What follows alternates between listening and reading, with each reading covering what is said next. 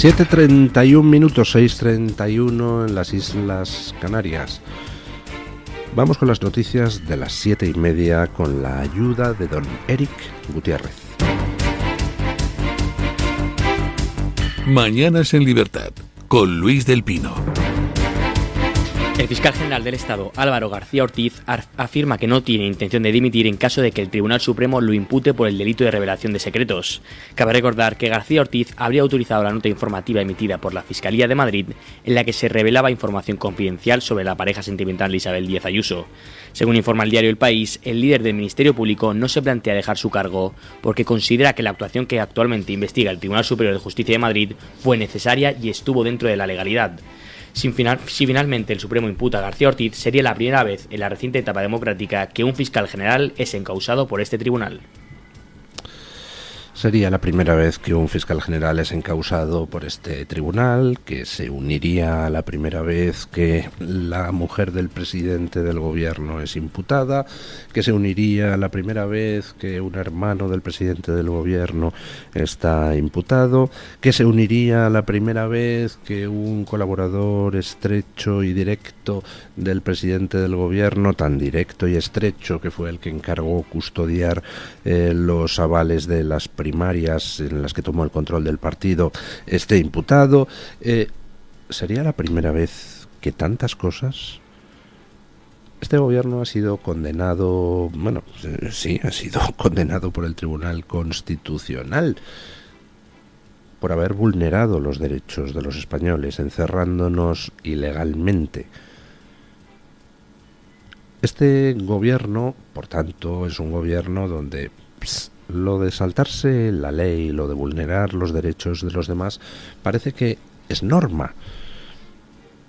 Es natural que don Álvaro García Ortiz, el felpudo general del gobierno, diga que él no ha hecho nada, que por qué va a dimitir. Total, solo ha vulnerado los derechos de un ciudadano filtrando información desde la Fiscalía.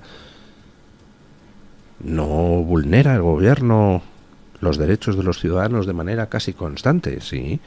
Entonces, ¿por qué va a tener don Álvaro García Ortiz la sensación de haber hecho algo mal?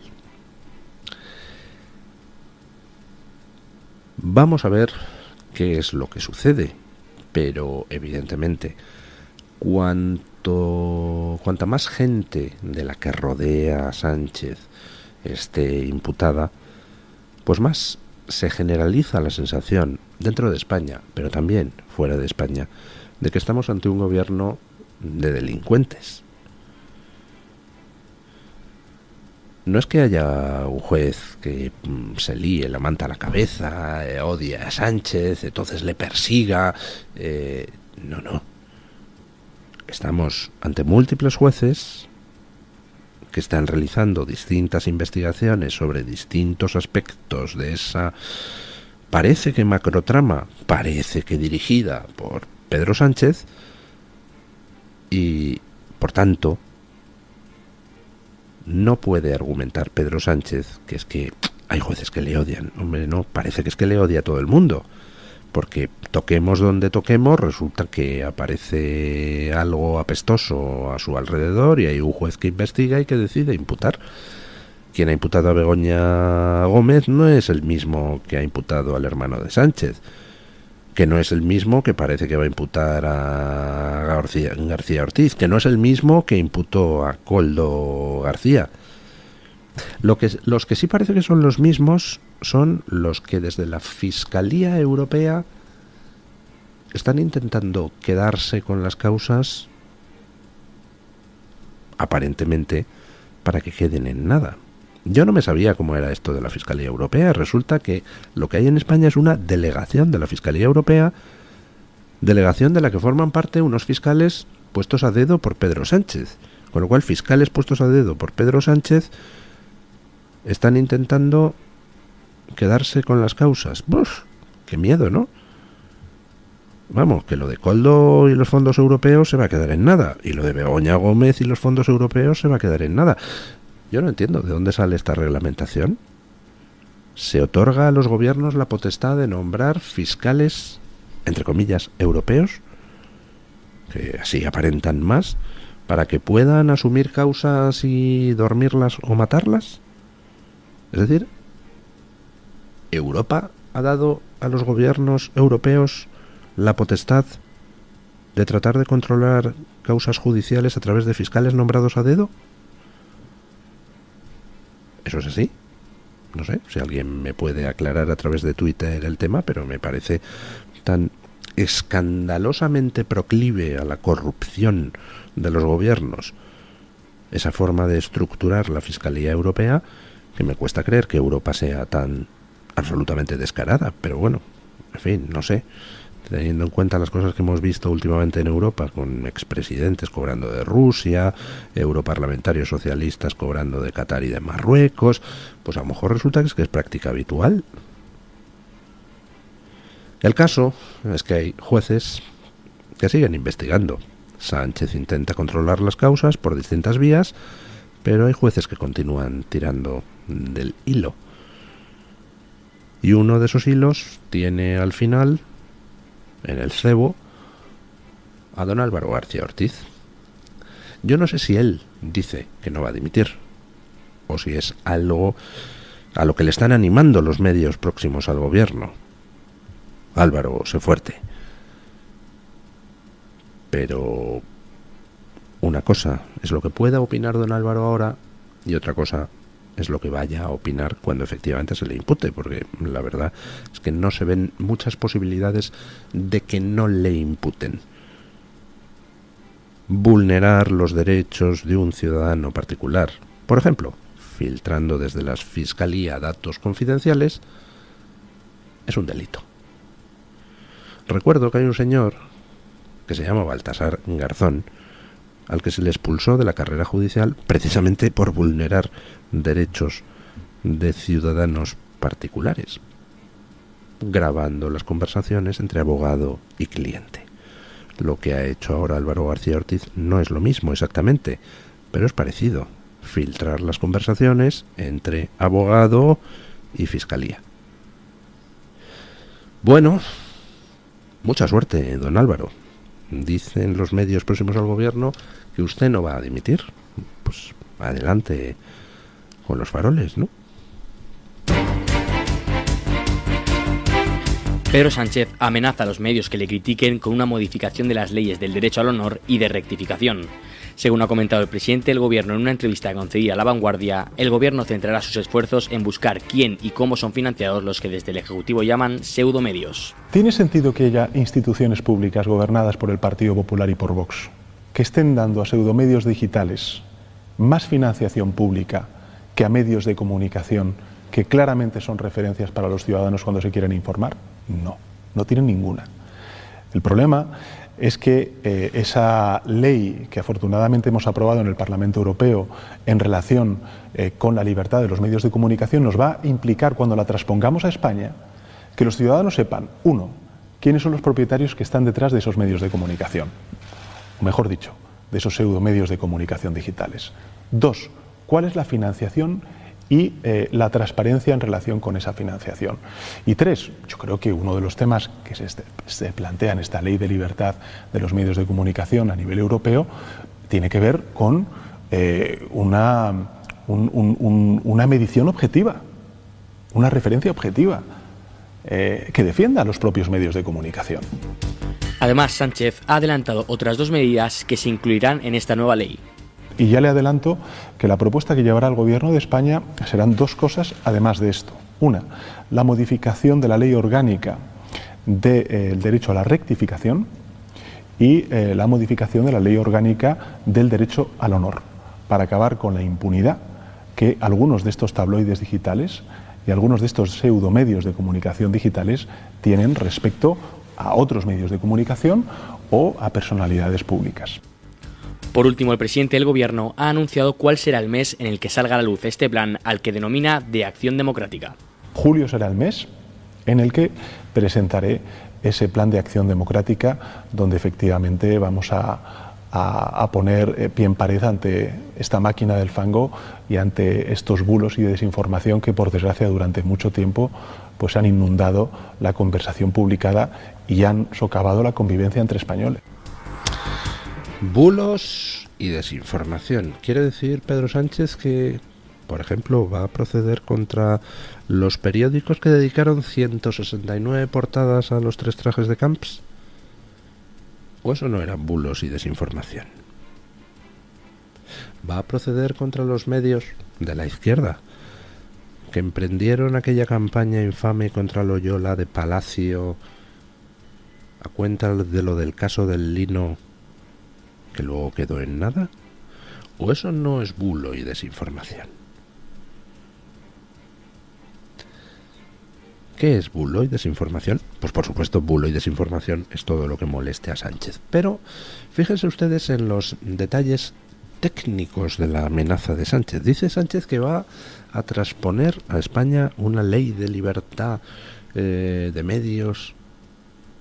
Ya para empezar es un poco orwelliano el asunto, ¿no? O sea, una ley de libertad de medios para controlarlos a todos. Una ley de libertad de medios para censurar medios. Está interesante, ¿no? Pero, ¿quién aprobó en Europa esa ley de libertad de medios? Pues resulta que la aprobaron el Partido Social, el Grupo Socialista y el Grupo Popular Europeo. Espero que eso que aprobaron en Europa no dé cobertura a la censura arbitraria de medios, o sí se la da. En cualquier caso, lo que Sánchez amenaza no es con aplicar aquí lo que se aprobó en Europa, sino con transponerlo, es decir, aplicarlo modificado. ¿Cómo lo podría hacer Sánchez? Pues hombre, tendría que pasar por el Parlamento.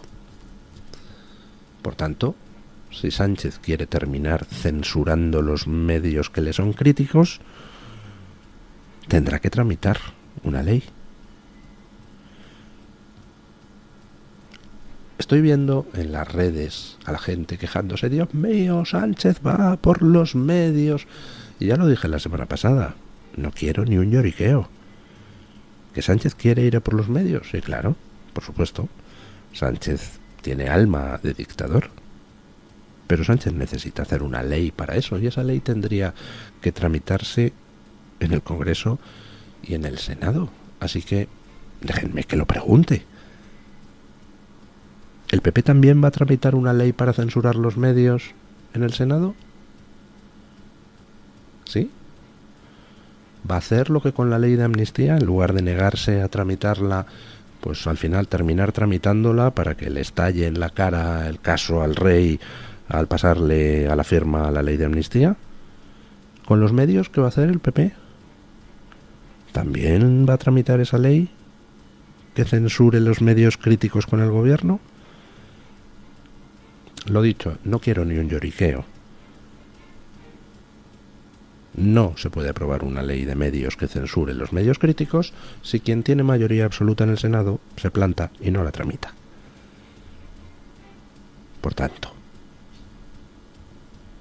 cuéntenme qué quiere ser el PP de mayor. ¿Cómplice del gobierno que censura los medios o quien se plante ante el gobierno que censura los medios?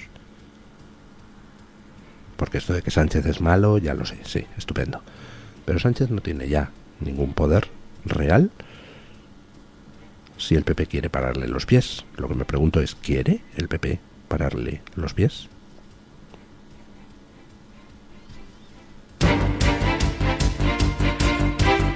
El Tribunal Constitucional prepara un indulto encubierto para la exministra y exconsejera de Economía de la Junta de Andalucía, Magdalena Álvarez. Cabe recordar que Álvarez fue condenada a 9 años de inhabilitación por un delito de prevaricación en el denominado caso ERE. A pesar de esto, Pedro Sánchez, en un mitin en Benalmádena, en mitad de la campaña electoral de las elecciones europeas, definió a la exministra como víctima de la derecha y la ultraderecha. No somos ingenuos.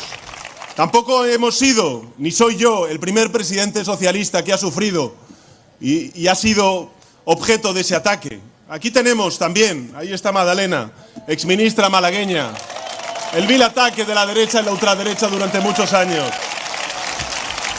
Pocos días después de las declaraciones del presidente del Gobierno, el presidente del Tribunal Constitucional, Cándido Conde Pumpido, incluyó el recurso de amparo de Magdalena Álvarez en el orden del día del próximo pleno.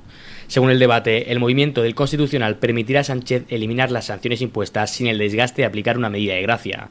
El Tribunal de mayoría izquierdista se prepara para avalar la sentencia redactada por la vicepresidenta Inmaculada Montalbán. Esta revocará la sanción a Álvarez impuesta por la Audiencia Provincial de Sevilla y establecerá bases para rebajar el castigo por prevaricación, beneficiando también a los expresidentes andaluces Manuel Chávez y José Antonio Griñán. Qué curioso, ¿no? Sánchez en un mitin en Benalmádena coge a una señora que está condenada por el mayor escándalo condenada dentro del mayor escándalo de corrupción que ha habido en Europa, que es el caso de los ERES en Andalucía, y entonces la pone ahí como ejemplo de los ataques de la derecha y la ultraderecha. Y a continuación, Cándido Conde Pumpido incluye en el orden del día de los debates del Tribunal Constitucional pues el debate del recurso de Magdalena Álvarez contra su condena, con lo cual solo hay dos opciones: o Sánchez tenía información previa de que Conde Pumpido iba a incluir ese recurso y que probablemente salga adelante gracias a la mayoría que tiene Sánchez en el Tribunal Constitucional, y habría que preguntar quién le dio esa información previa. O bien es que Cándido Conde Pumpido es muy bien mandado y cuando vio que Sánchez rehabilitaba a Magdalena Álvarez interpretó correctamente que hay que rehabilitarla rápidamente también en el terreno de la condena penal. Lamentable lo del Tribunal Constitucional en ambos casos. Si es la primera opción, porque se informe al presidente del gobierno de antemano de lo que se va a hacer. Si es la segunda opción, porque se atiendan con tanta solicitud las insinuaciones de Pedro Sánchez. Pero he visto en las redes pues muchos comentarios del estilo, al hablar de esta noticia, del estilo de, claro, para esto quería Sánchez asaltar el Tribunal Constitucional. No. Sánchez no ha asaltado el Tribunal Constitucional, ha asaltado otras muchas instituciones, pero el Tribunal Constitucional no. El Tribunal Constitucional se lo ha entregado el PP. Cándido Conde Pumpido no está ahí porque le haya metido a traición el Partido Socialista. Cándido Conde Pumpido fue elegido magistrado del Tribunal Constitucional dentro de la cuota que le corresponde al Senado. Esos 4 que el Senado tiene que elegir, uno de ellos fue Cándido Conde Pumpido. Y salió adelante con el voto del PP y del PSOE, de los dos. Se pusieron de acuerdo en nombrar a 4 nombres, entre los cuales estaba Cándido Conde Pumpido. Igual que en el Congreso, todos los magistrados del Tribunal Constitucional elegidos por Congreso y Senado han sido elegidos por acuerdo y con el voto tanto de PSOE como de PP. Por tanto, no ha saltado nada el PSOE en el Tribunal Constitucional. El PSOE se limita ahora a utilizar la mayoría que ha acordado con el Partido Popular. La pregunta es, ¿y por qué el Partido Popular le entregó el Tribunal Constitucional al PSOE? En fin, vamos con una cosa enormemente peculiar, por la que hoy además preguntamos a nuestros oyentes en la libre encuesta. Y es enormemente peculiar por las connotaciones cinematográficas que ahora les explicaré. El ministro de Transportes, Óscar Puente, llama saco de mierda al jefe de prensa Luis Pérez, Vito Quiles, en su cuenta de Twitter.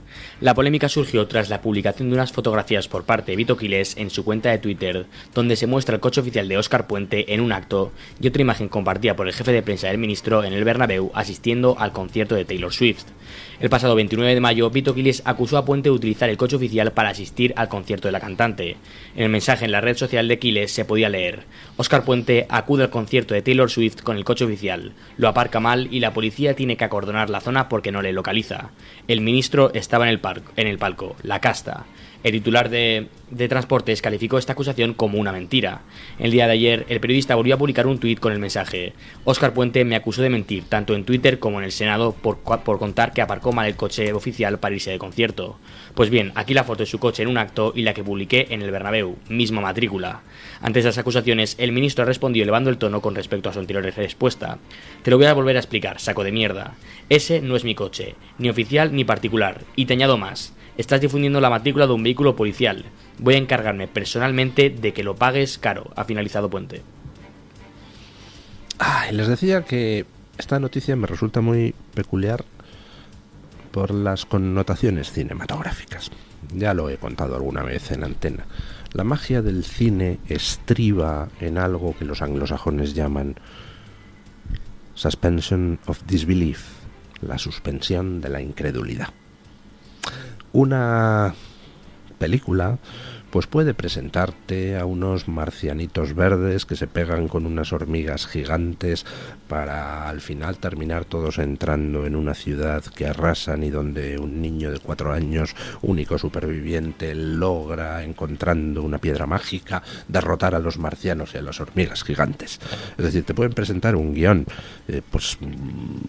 completamente demencial, que si al final el guión está bien hecho, las interpretaciones son adecuadas, la dirección es la correcta, la fotografía, la ambientación en general, si se sabe hacer bien, tú puedes vivir toda esa historia demencial como si fuera algo real. Suspensión de la incredulidad. Pero claro, hay que saber hacer cine para hacer eso. La magia del cine no está al alcance de cualquiera. Está al alcance de quien sabe su oficio. Con esto de Óscar Puente,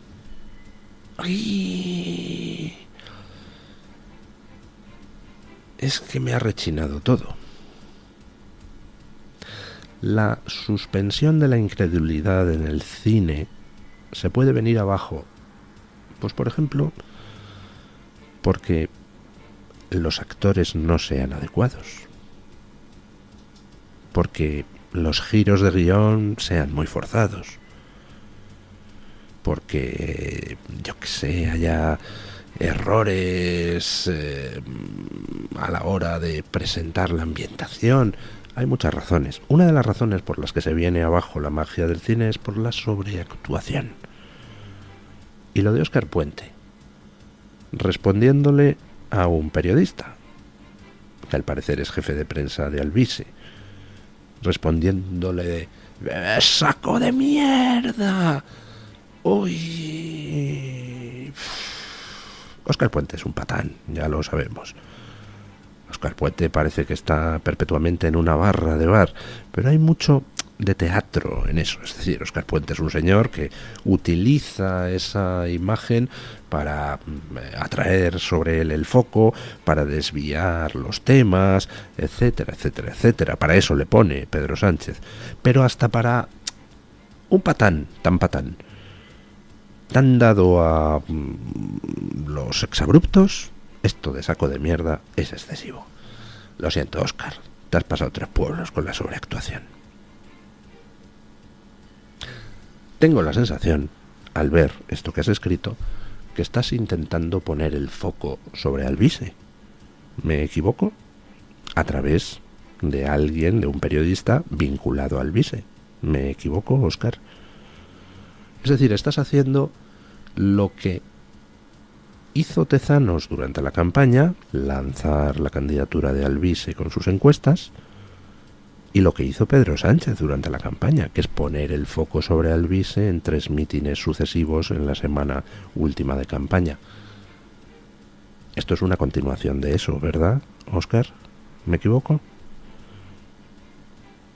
Y es muy interesante esta sobreactuación de Óscar Puente. Es muy interesante este poner el foco sobre Alvise, porque combinado con algún otro dato peregrino, como por ejemplo que se rescate desde el mundo de los odiadores de Vox a Macarena Olona, a mí me huele a preparativo de elecciones. Oiga, ¿están preparando el terreno para unas nuevas elecciones?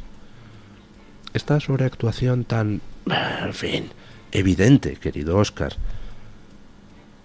¿Es porque queréis seguir poniendo el foco con Alvise porque hay elecciones generales pronto? Porque si no, no tendríais necesidad de poner el foco así.